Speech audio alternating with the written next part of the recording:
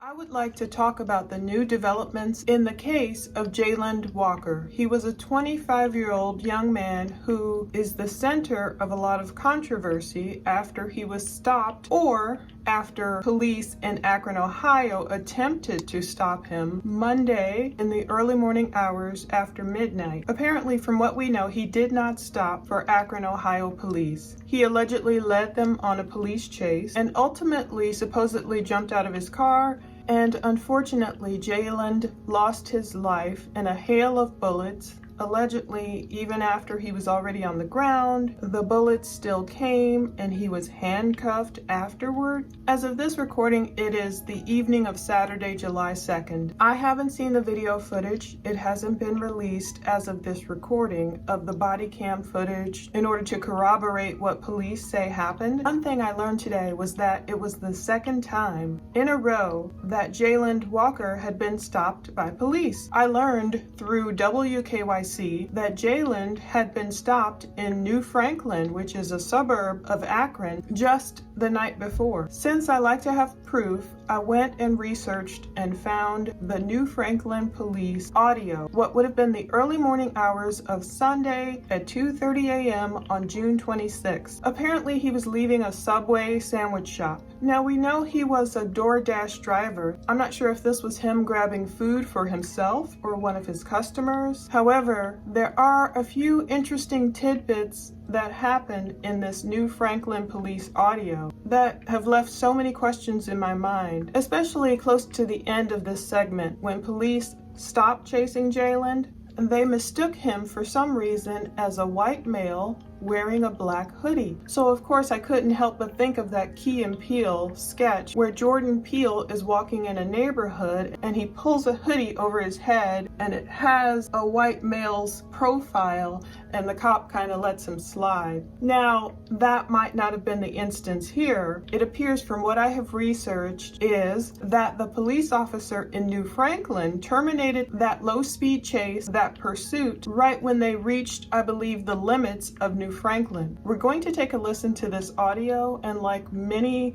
police audio feeds, it can be very hard to hear and figure out what they're saying, but you will hear them confirm a license plate. According to WKYC, Jayland had a 2005 Buick sedan. Apparently it was silver. So you'll hear this part of the audio pickup stating 203 traffic stop, going to be right in front of the entrance of the state park. Apparently, the cop is talking about the Portage Lakes State Park, which is a beautiful state park, beautiful area of lakes. People take their boats out there. So that's where the melee begins. And it sounds like he says eastbound driving, or he's gonna be driving. We're going to be northbound on 93. 203 radio, we're not going to be stopping. So I don't know if he had put his lights on and Jayland just kept driving at this point. 34 miles per hour, he notes. Northbound on 93. Apparently, 93 is also known as Manchester Road. I'm not sure at which point it turns into Manchester Road, or if it's also Manchester Road and 93 all throughout New Franklin. That's when he says 203 radio, pursue. He's letting them know we are now in pursuit. He's up to 38 miles per hour. It sounds like another officer chimes in at that point and says, "Where you at?" The pursuing officer says, "I'm still northbound 93.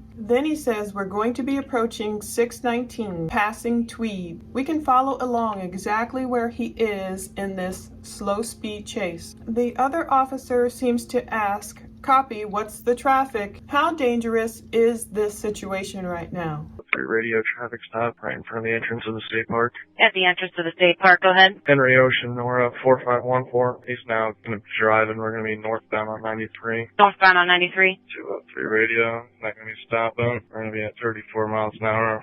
Reason for stop was plate light and white light to the rear. 4 miles an hour northbound on 93, plate light and white light to the rear. 203 radio's going to be pursuit. Copy, pursuit. 48 miles an hour. 40. Where you at? I'm still northbound 93. We're going to be approaching 619, passing Tweed. Copy, what's the traffic? No traffic at this time. 619. Passing through 619. We're contacting Summit Subscribe County. to Plunder. It's going to be a white male. He's wearing a black hoodie. And you can terminate. Copy, terminating. Yeah, if you could just note in that CAD We terminated pursuit at the library on Manchester Road. The pursuing officer says no traffic at this time. So it's good to know. It makes sense. It's 2:30 in the morning. No one's on the street. Apparently, New Franklin is maybe a sleepy, quiet little suburb, so no one's on the road in danger during this pursuit. Then he notes 619. He's passing through 619, so he's reached that part of the intersection. He's hitting the limits of New Franklin. And then it is noted that Summit County is being contacted, so they're contacting other jurisdictions to let them know what's happening in this pursuit. But this is the part that confused me. He ended it with, gonna be a white male, he's wearing a black hoodie. So I wonder why he thought Jayland Walker was a white male. Right after that, they said, yeah, we can terminate. Terminating. Then he just says, yeah, if you could just notify, and it's hard to hear who he's referencing, but he wants them to notify someone else that we terminated the pursuit at the library on Manchester Road. That would be the Portage Lakes Branch Library on Manchester Road. Yeah, when I tried to map it out and look for city limits and such, it appears as if that is right at the limits, apparently, or close to it. I'm not sure if it's beyond, but I'm sure cops know that's their turning point. I tried to research the circumstances of when cops will end a pursuit, but the main thing I meant to mention was that this pursuit was only over a license plate light. You will hear him say he's pulling Jayland over because of a plate light and a white light to the rear. So I looked up different rules, and one of them states that a license plate light is required on the rear of a vehicle, and then a tail lamp or separate lamp must illuminate the rear registration plate with a white light and render it clearly legible from a distance of 50 feet. So I didn't even really know that, and I'm going to assume before we get the information that must have been the same minor traffic problem, minor vehicle problem that caused Akron police to also pull Jayland over the very next day. I have so many thoughts about this. You know, the arguments could go either way. You know, people could say, see, this wasn't racist because the cop thought Jayland was a white male wearing a black hoodie anyway, and they tried to pull him over. Or people could say, well, they thought he was a white male in a black hoodie, so they didn't continue their pursuit beyond that library. The main thing that sticks with me is that if Jayland was continuing his DoorDash job, if he had been delivering food, you might hear fireworks. If he had been delivering food all through the different hours of the night, that would have taken him to a variety of neighborhoods at odd hours. Maybe he got stopped quite a bit. I think sometimes stopping a person because of their tail light or some minor thing going on with their car is a way to just stop them and run their plates and run their driver's license and try and get more info about a person,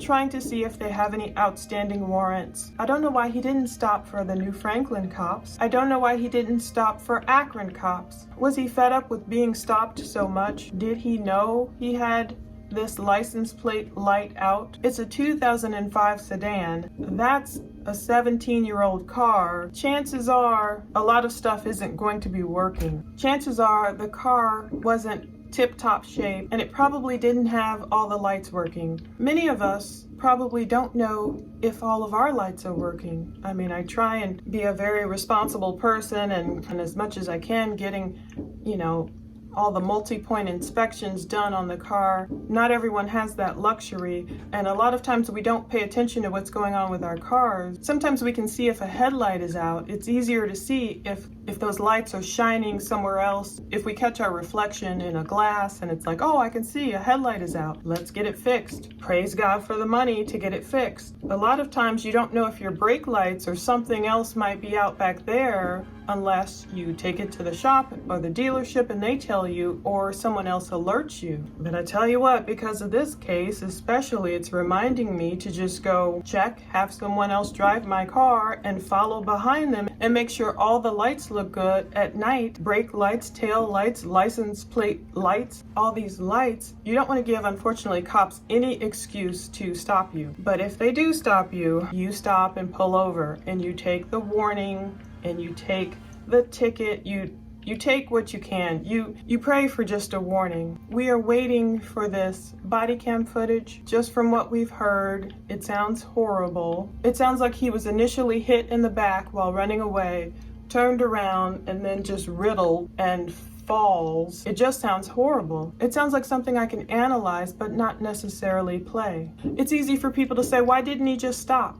I don't know. I wasn't in Jayland's head. What I learned, shockingly, saddeningly, is that Jayland's fiance recently lost her life in a car accident. So just tragedy upon tragedy. Part of that makes me wonder, was Jayland so down from losing his fiance, and now he's trying to work this DoorDash job, obviously. He's up all hours of the night, apparently, I'm assuming delivering food. He's getting stopped by police. He's attempting to get stopped by police night after night. We know about 2 of them. How many more were there? How many attempts were there? How many times did he actually stop? I can't help but ask myself, was the reason he ran not only because he didn't want to get into a confrontation with police or get a ticket or something like that? Was he just done? I am not saying he wanted his story to end this way. I know some people do use cops to end their lives, and you know that term, which I shouldn't say on YouTube. Was it a little bit of that? Was he just frustrated? Had he had enough of being stopped every night? I don't know. When the cops pull me over, I stop and pray. I stop and pray, and thank God I've gotten let go with warnings. That's the grace of God. But I do stop. And so now with this new body cam footage coming out, you just don't want destruction. You just want truth and justice. So listen to all the police dispatch audio, see what you think. I find it very odd that this happened just the night before, and I just wish we could get into his head and know why he didn't stop and what else was going on. What was he feeling? What was he thinking? What was he going through? Where is this case going to go? Let's just close with Romans 12:3. For by the grace given me, I say to every one of you, do not think of yourself more highly than you ought, but rather think of yourself with sober judgment, in accordance with the faith that God has distributed to each of you. Thanks so much for watching and just praying for Akron.